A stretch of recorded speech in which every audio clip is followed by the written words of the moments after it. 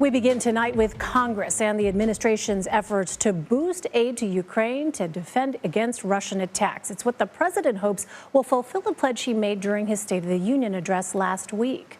For more, let's bring in Steve Dorsey and Marianna Sotomayor. Steve is a CBS News correspondent, and Marianna is a congressional reporter for the Washington Post.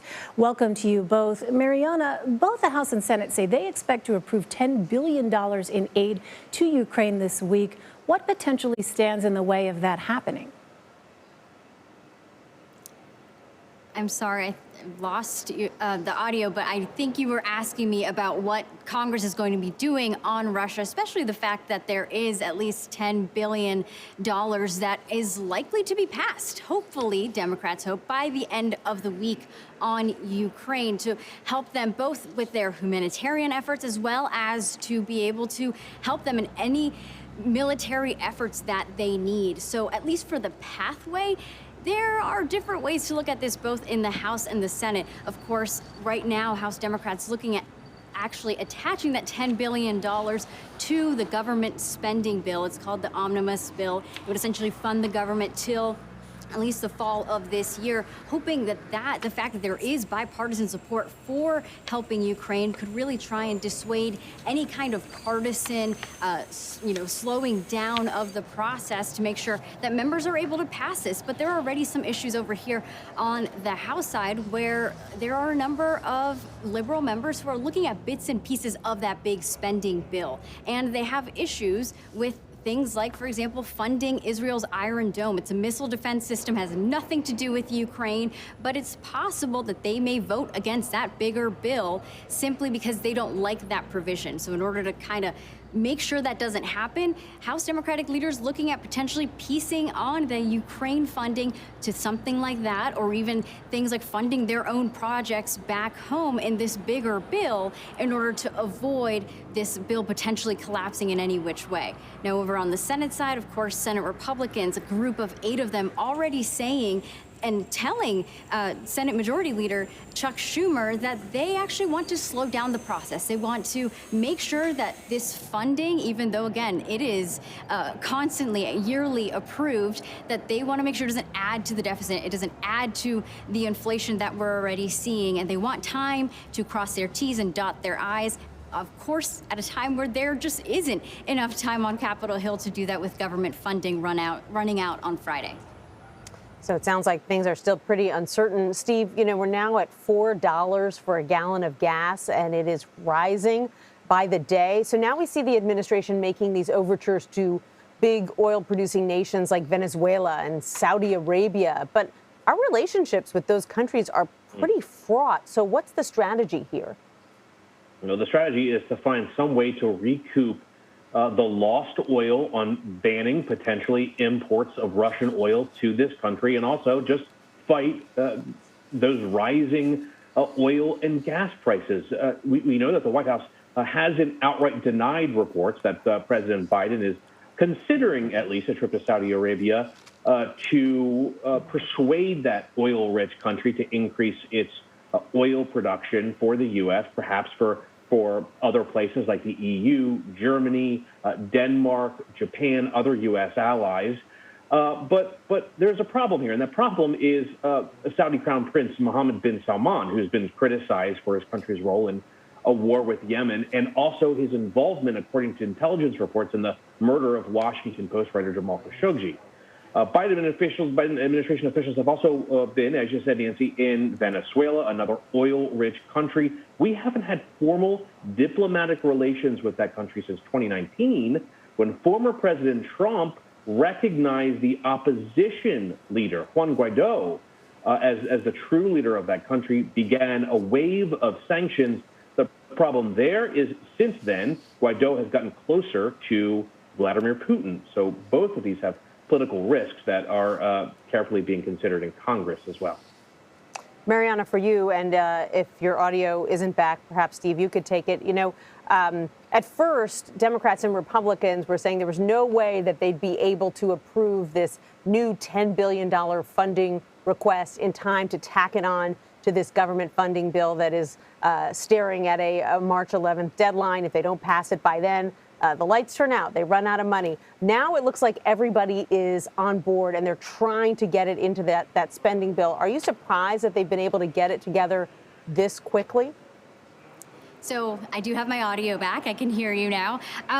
You know, things can move very quickly on Capitol Hill, even though it is typically a place where things drag on. And especially when there is bipartisan urgency, which we saw all last week. I mean, over on the House side, you have a Republican Congresswoman from Indiana, Congresswoman Sparks. She, of course, is Ukrainian-born, born and raised, and she herself has been an advocate making the rounds to both Democrats and Republicans, urging them to try and fund this and tack it on to a bill that most of the time is just easy to pass here on Capitol Hill.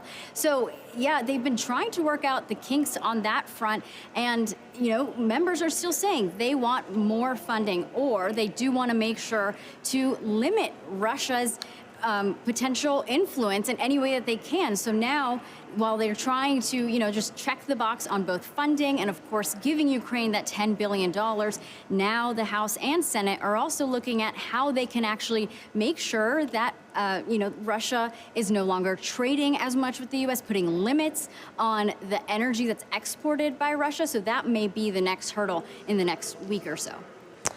And Steve, Secretary of State Blinken spoke yesterday on Face the Nation about what else the U.S. might be able to do in addition to the proposed $10 billion in aid for Ukraine. Let's listen to some of that.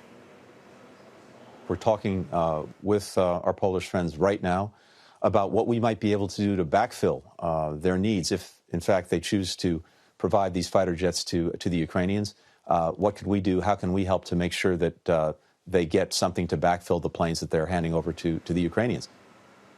So, Steve, when might we see fighter jets reallocated to the Ukrainian military?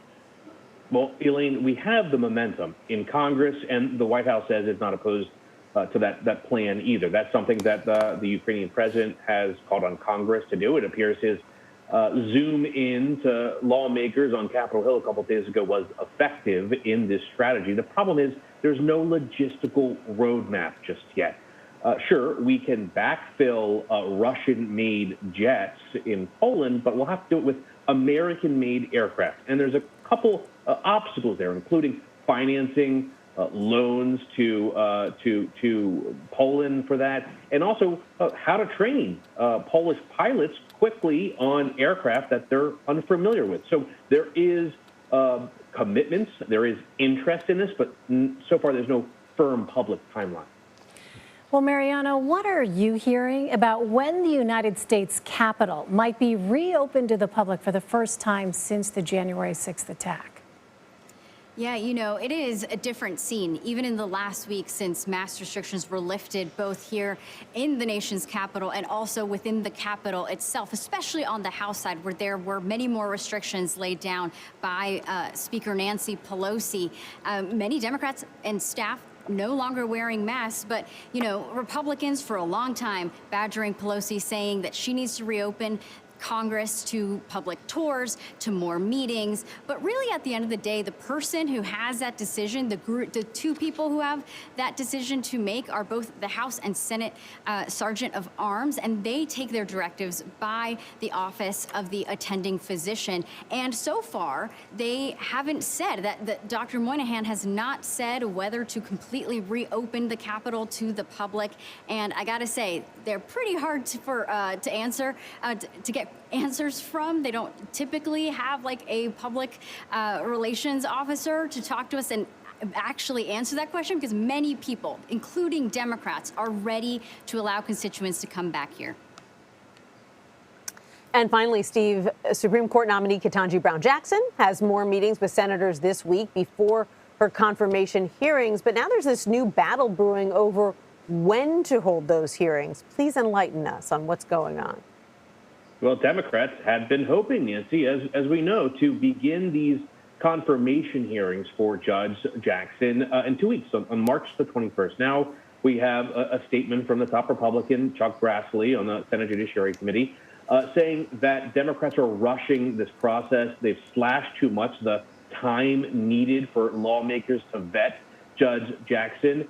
But Democrats are saying, hey, you did the same thing when the Trump administration pushed through Amy Coney Barrett to be on the Supreme Court. This is not much different.